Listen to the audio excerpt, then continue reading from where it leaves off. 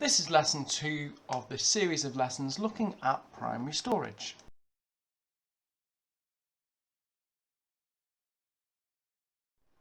These are the keywords that you should have a clear understanding of by the end of this unit. Let's have a quick recap of last lesson's learning. We learned that there were two types of storage: primary storage and secondary storage. Primary storage includes RAM and ROM. Secondary storage includes hard drives, USBs, memory cards and CDs.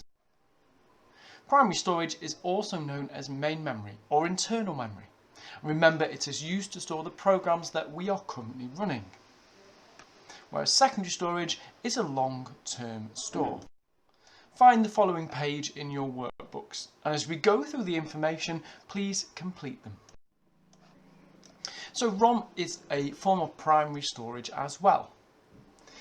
However, the difference between ROM and RAM is that ROM is non-volatile. So this means it stores its data without power.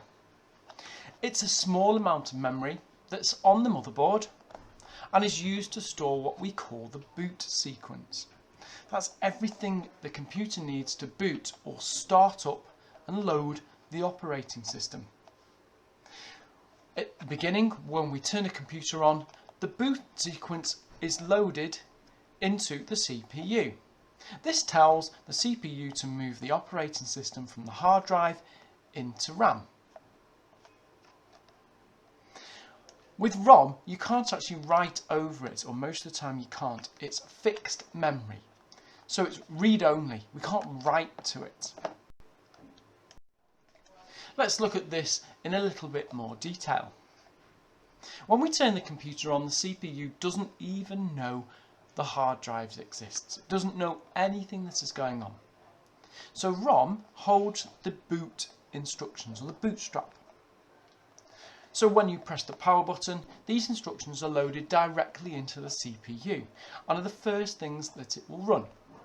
Quite often you'll see all those loading screens that you might be familiar with. You might see the logo of the computer. This helps to wake up the computer.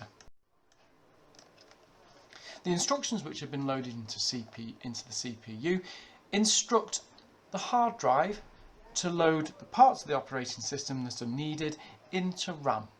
So they're moved into RAM and then you can start using the computer. This is the only function of ROM. Please make sure you've completed the page to explain the different tasks linked to ROM. Your next task. Here's a Venn diagram. Split up the items into either RAM, ROM, or in the middle for both. Over the next few slides, I'm going to be showing you a series of statements. I want you to write down whether you think it is RAM or ROM. So read only. What do you think it is? So read only would be RAM, read only memory. The second one, examples of game cartridges. These are the sort of things that you'd use in a 3DS. Write down if you think it's RAM or ROM. The answer would of course be ROM, because we can't write over those discs. Number 3, the contents is lost when we turn the power off. Well, this would be RAM, because it is volatile. Number 4, random access memory. Hopefully this is an easy one. So random access memory is RAM. RAM stands for random access memory. Number 5, contents remain when the computer is turned off. This would be ROM, because it is non-volatile. Is this RAM or ROM? Number 6. Write down your answer now. And the answer is RAM. Number 7. A temporary store.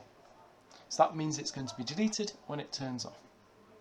And the answer would be RAM. Number 8. Soldered to the motherboard. Well, this is actually ROM. RAM can be taken out and changed. Number 9. What do you think this is? It's ROM. Number 10. Which one has the boot instructions? The answer is ROM. Number 11, which one stores the current programs? And that is RAM. Number 12, which one is a small amount of memory? And that's ROM. Only has a small amount, enough for the boot sequence. Number 13, which one is volatile, RAM or ROM? Write your answer down now.